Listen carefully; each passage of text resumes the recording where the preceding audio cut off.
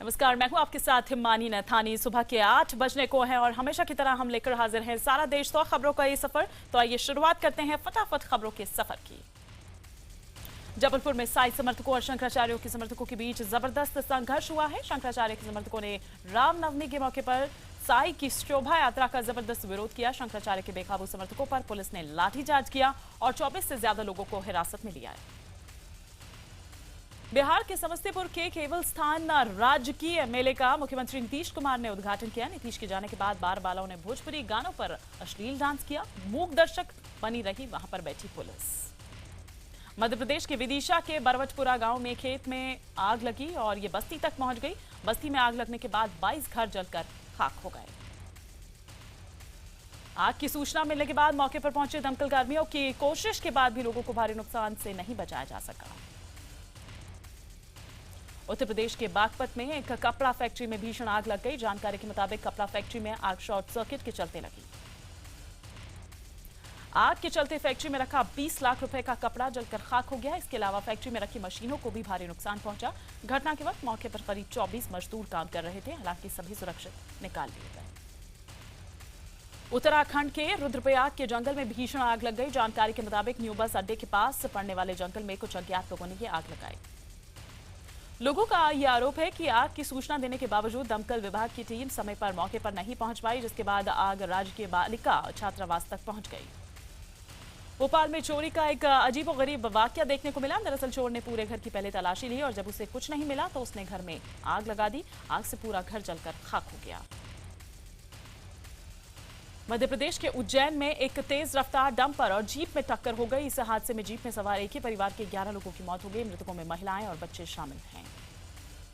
हालांकि इस हादसे में जीप में सवार एक 6 साल का मासूम बच गया। मौके पर मौजूद लोगों ने जीप में सवार घायल लोगों को अस्पताल तक पहुंचाया, लेकिन इलाज के दौरान परिवार के 11 लोगों की मौत हो गई।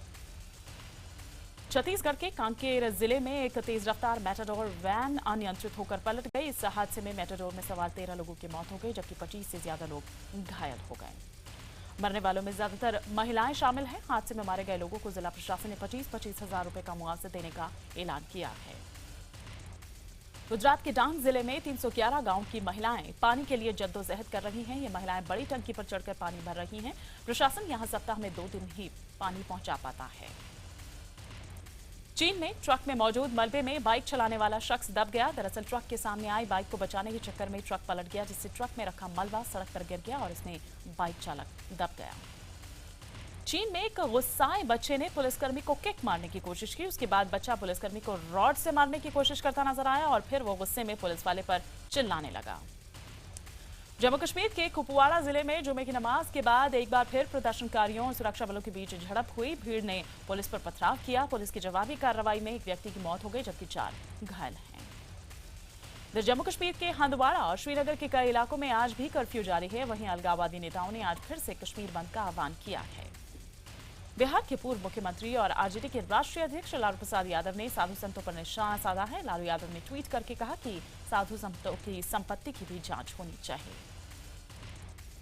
दिल्ली में ऑड इवन पार्ट 2 का आज दूसरा दिन है। आज इवन नंबर की गाड़ियां ही सड़कों पर उतरेंगी। कल पहले दिन वॉलंटियर समेत पूरा प्रशासनिक अमला ऑड इवन को सफल बनाने में जुटा रहा। ऑड इवन को लेकर सबसे ज्यादा मुश्किल उन लोगों के लिए हुई जो कि राज्य के बाहर से आए थे। हालांकि पहले दिन रामनवमी की छुट्टी होने के चलते सड़कों पर गाड़ियां कम नजर आईं। दिल्ली की सड़कों पर ऑड इवन स्कीम को लागू कराने और चेकिंग के चलते जाम लगा रहा। पहले ही दिन 1311 लोगों के चालान हुए। ज्यादातर चालान दिल्ली से बाहर की गाड़ियों के हुए। दिल्ली बीजेपी अध्यक्ष सतीश उपाध्याय ने ऑड इवन नियम को लोगों के लिए परेशानी वाला नियम बताया। उन्होंने कहा कि इस नियम से कोई फायदा नहीं हो रहा। वहीं कांग्रेस नेता शीला दीक्षित ने ऑड इवन योजना पर केजरीवाल सरकार पर तंज कसा और कहा कि केजरीवाल सरकार सिर्फ लोगों को परेशान करना चाहती है। वहीं जेडीयू नेता केसी त्यागी और एसपी नेता नरेश अग्रवाल ने ऑड इवन योजना की तारीफ की। दिल्ली में पान मसाला, गुटखा और तंबाकू पर 1 साल के लिए सरकार ने रोक लगा दी है। दिल्ली में अब से गुटखा, पान मसाला, खैनी जैसे चबाने वाले तंबाकू नहीं मिलेंगे।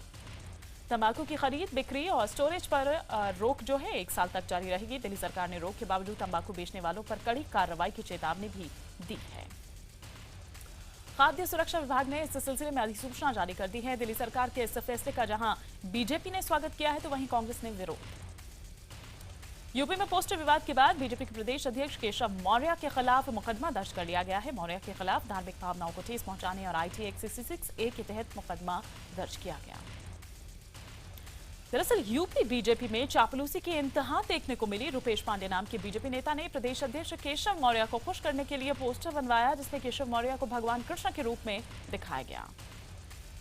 वहीं साथ ही इस पोस्टर में उत्तर प्रदेश को द्रौपदी की शक्ल में दिखाया गया है, जिसका सभी विपक्षी दल चीर हरण कर रहे हैं। इस पोस्टर के सामने आने के बाद विपक्ष ने बीजेपी पर जमकर निशाना साधा। केंद्रीय शिक्षा मंत्री स्मृति ईरानी ने पश्चिम बंगाल में टीएमसी पर हमला करते हुए कहा कि जिस राज्य में पूजा और विसर्जन पर रोक लगाई जा सकती है, ऐसी पार्टी को सत्ता में लौटने का क्या कोई अधिकार है? राहुल गांधी आज पंजाब के एक दिन के दौरे पर रहेंगे। विधानसभा चुनाव के मद्देनजर राहुल वहां स्थानीय नेताओं से मुलाकात करेंगे। राहुल के साथ इस दौरे पर प्रशांत किशोर भी मौजूद रहेंगे। सूखे से परेशान महाराष्ट्र के लातूर में शुक्रवार रात को पानी को लेकर चौथी ट्रेन पहुंची। इस ट्रेन से 5 लाख लीटर पानी लाया गया।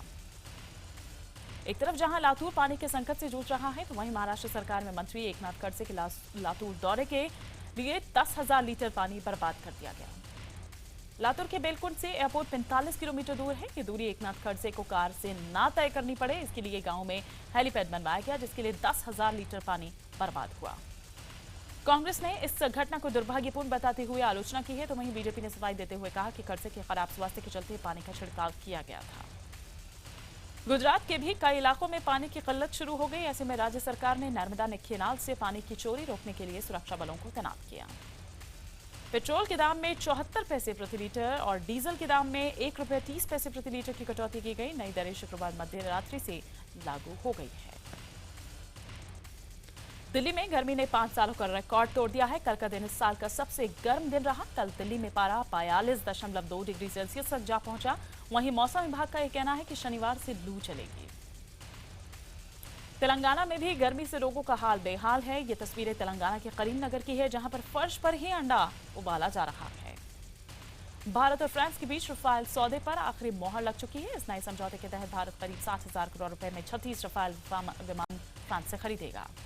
राजस्थान के रणथंभौर टाइगर पार्क में जमकर अवैध खनन हो रहा है। पार्क के एक किलोमीटर की परिधि में खनन पर रोक है, लेकिन यहां से 25 ट्रॉली से ज्यादा पत्थर रोज निकाले जा रहे हैं।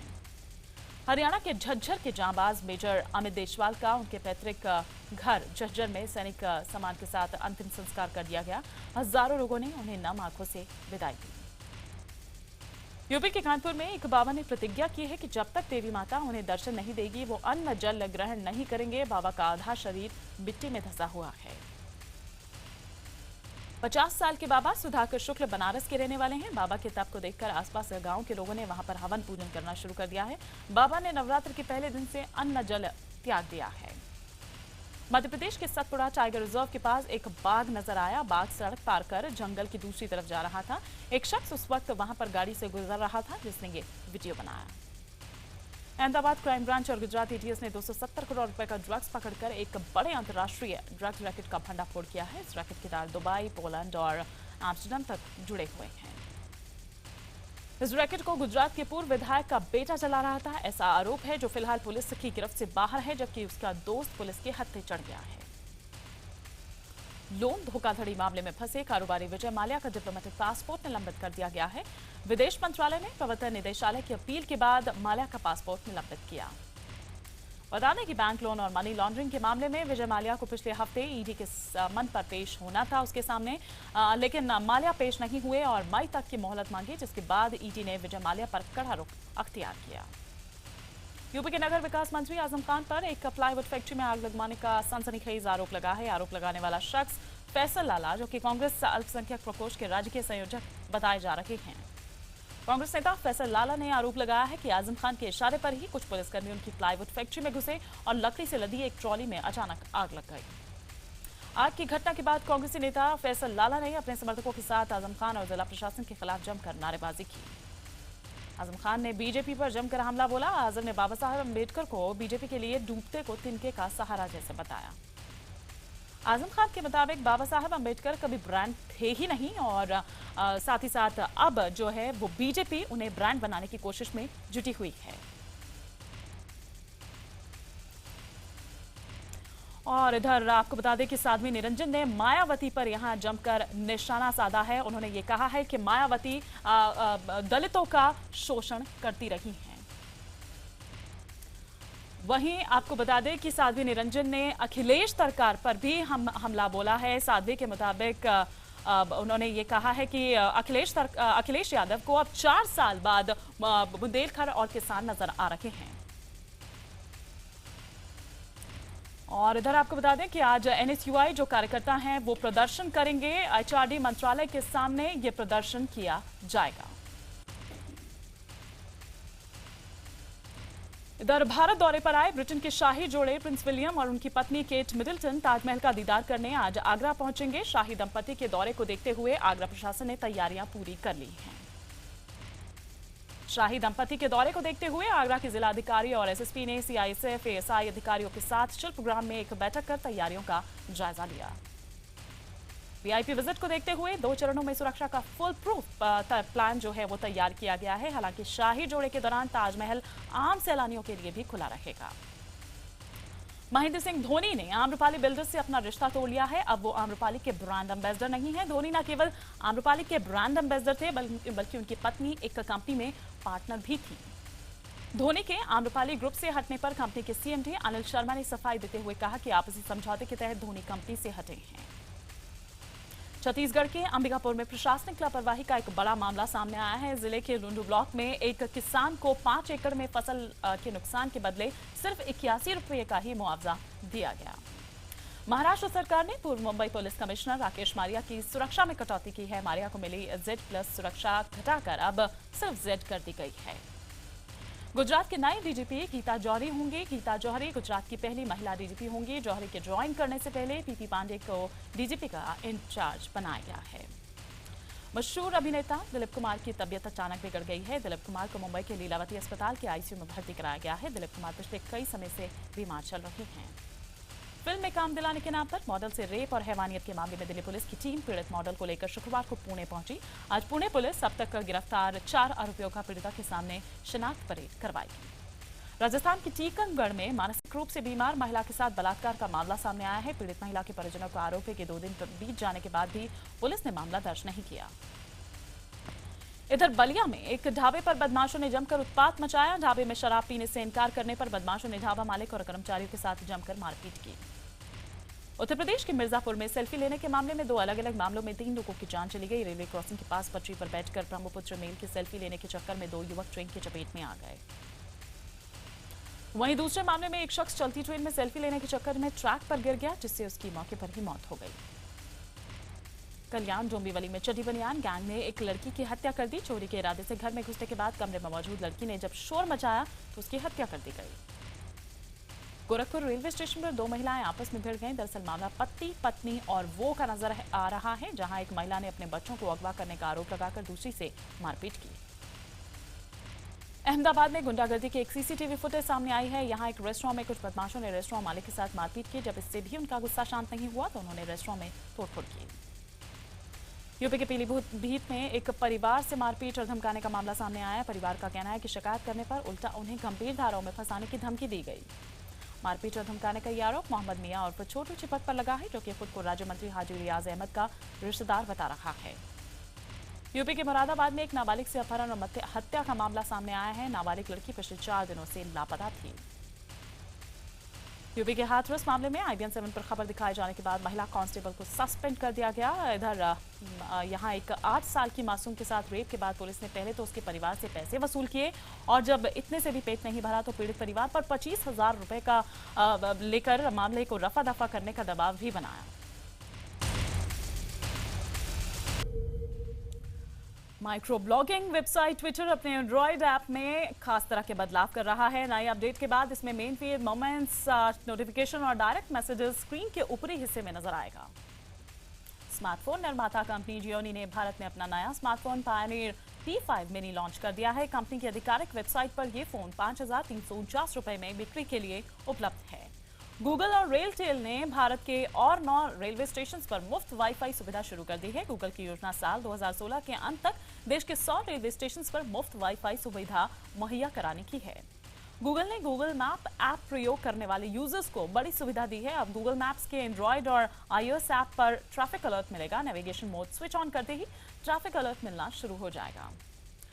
ऑनलाइन शॉपिंग वेबसाइट फ्लिपकार्ट पर कल से सैमसंग वीक सेल शुरू हो चुकी है। इसमें सैमसंग के कई खास स्मार्टफोन्स और डिवाइस ऑफर और डिस्काउंट पर दिए जा रहे हैं। अभिनेता शाहिद कपूर और आलिया भट्ट की फिल्म उड़ता पंजाब का नया पोस्टर रिलीज हो गया है। अभिषेक चौबे के निर्देशन में बनी फिल्म उड़ता पंजाब का ट्रेलर रिलीज किया गया। अभिनेता से निर्देशक बने अजय देवगन आजकल अपनी फिल्म शिवाय की शूटिंग बुल्गारिया में कर रहे हैं। ये फिल्म इस साल दिवाली पर रिलीज होगी। फिल्म अजहर का नया गाना इतनी सी बात है रिलीज हो चुका है। इस गाने को अरिजीत सिंह और प्रीतम ने अपनी आवाज दी है, जबकि इसे अभिनेता इमरान हाशमी और अभिनेत्री प्राची देसाई पर फिल्माया गया है। फिल्म अजहर पूर्व क्रिकेटर अजहरुद्दीन की जिंदगी पर आधारित है। टोनी डिसूजा के निर्देशन में बनी फिल्म अजहर 13 मई को सिनेमाघरों में आएगी। फिल्म सुल्तान में अभिनेता सलमान खान के लुक का एक और पोस्टर जारी किया गया है। इस पोस्टर में उनकी बॉडी को दिखाया गया है। सुल्तान इस साल ईद पर रिलीज होगी। द जंगल बुक ने गुरुवार को भारत में करीब 11 करोड़ रुपए का बिजनेस किया। फिल्म ने 7 दिनों में भारत में 74 करोड़ 8 लाख रुपए का कारोबार किया। सुल्तान की शूटिंग में व्यस्त होने की वजह से सलमान खान अभिनेता रणदीप हुड्डा की फिल्म में गाना नहीं गा पाएंगे। रणदीप अपनी फिल्म लाल रंग में सलमान खान से एक गाना गवाना चाहते थे। अभिनेता शाहरुख खान की फिल्म फैन कल रिलीज हो चुकी है। फिल्म को देखने के लिए दर्शकों में खासा उत्साह रहा। फिल्म समीक्षकों ने भी इस फिल्म की तारीफ की। टाइगर श्रॉफ और श्रद्धा कपूर की एक्शन से भरी फिल्म बागी का नया गाना girl I need you release हो चुका है। इस गाने में दोनों काफी हॉट लग रहे हैं। आखिरकार कपिल के नए शो के किरदारों का खुलासा हो ही गया। Comedy serial the Kapil Sharma show 23 अप्रैल को सोनी टीवी पर शुरू होने जा रहा है। इस नए शो में कपिल कप्पू के किरदार में नजर आएंगे। जापान में 24 घंटे के अंदर दूसरी बार धरती हिली। 6 लोगों की इस दौरान मौत हो गई। रिक्टर स्केल पर भूकंप की तीव्रता 7.1 रही। भूकंप के बाद जापान में सुनामी की भी चेतावनी जारी की गई थी, जिसे बाद में वापस ले लिया गया। इससे पहले गुरुवार को आए भूकंप में 9 लोगों की मौत हो गई थी, जबकि करीब 800 लोग इसमें घायल हुए थे। लेग स्पिनर अमित मिश्रा की शानदार गेंदबाजी और क्विंटन डिकॉक के अर्धशतक की बदौलत दिल्ली डेयरडेविल्स ने किंग्स 11 पंजाब को 8 विकेट से हरा दिया। मैच में मिश्रा ने 3 ओवर में 11 रन देकर 4 विकेट लिए। आईपीएल में आज 2 मैच खेले जाएंगे। पहला मैच शाम 4 बजे से हैदराबाद सनराइजर्स हैदराबाद और केकेआर के बीच खेला जाएगा, तो दूसरा मैच मुंबई में मुंबई इंडियंस और गुजरात लायंस के बीच रात 8 बजे खेला जाएगा। आईपीएल का फाइनल मैच बेंगलुरु में खेला जा सकता है। आईपीएल चेयरमैन राजीव शुक्ला ने बीसीसीआई की कल हुई बैठक के बाद ये कहा कि पहला क्वालिफायर और फाइनल बेंगलुरु में, जबकि दूसरा क्वालिफायर और एलिमिनेटर कोलकाता में खेला जा सकता है। भारत मलेशिया को 6-1 से हराकर अजलान शाह हॉकी टूर्नामेंट के फाइनल में पहुंच गया है। अब फाइनल में भारत की भिड़ंत रविवार को वर्ल्ड चैंपियन ऑस्ट्रेलिया से होगी।